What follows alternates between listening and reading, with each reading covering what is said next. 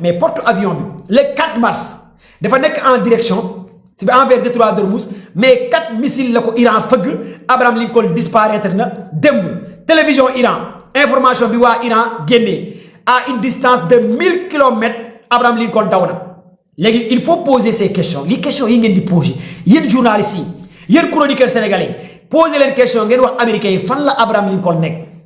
yéen laaj leen tërëm porte avion boobu mu yóbboon ci Moyen-Orient nga xamante ne plus de 10 000 soldats ñoo ci nekk ak ay avion léegi laaj leen ko fan la nekk te Iran mu ngi tëj détroit d'Ormuz loolu mooy xibaar su ngeen paree ci loolu poser leen Trump ngeen leen ko Gerald yes Gerald beneen porte avion bu mu yóbboon ci Moyen-Orient mu ko tuddee US Gerald Ford boobu dañ koy équipé avec des missiles Tomahawk et des avions Fi-18 F-18 laaj leen Trump Gerald Ford fan la nekk ci Moyen-Orient Iran mën a tëj détroit d'Ormuz laaj leen ko Trump après man dinaa leen wax fan la yooyu nekk laaj leen Trump fan la ñaari porte avion yooyu nekk jamono ji may wax ak yéen il faut que ngeen comprendre que ne Iran loo leen di bañ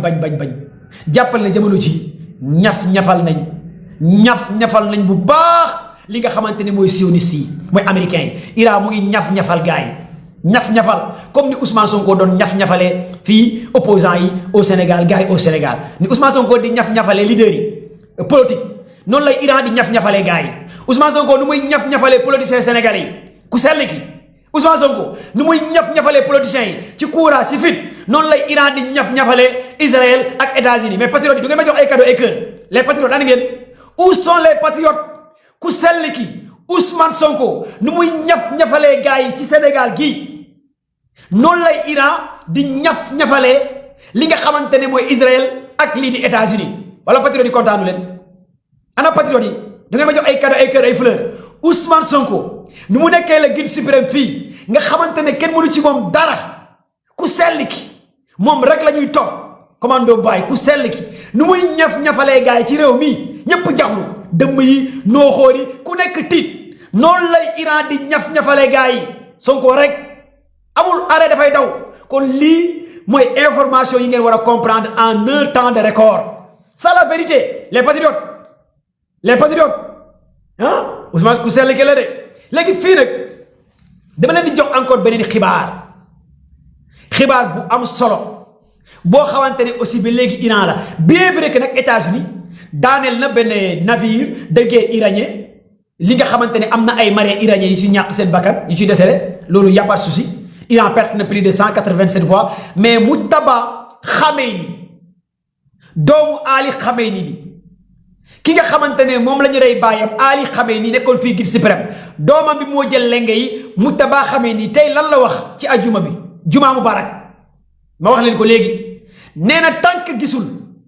Israël nekk ci safara ci deret kenn du déggati Israël bu kenn arrêt bu kenn bàyyi doomu Ali Khamenei le nouveau guide suprême lii la wax tey ci ajuma bi mu ne les gardiens de la révolution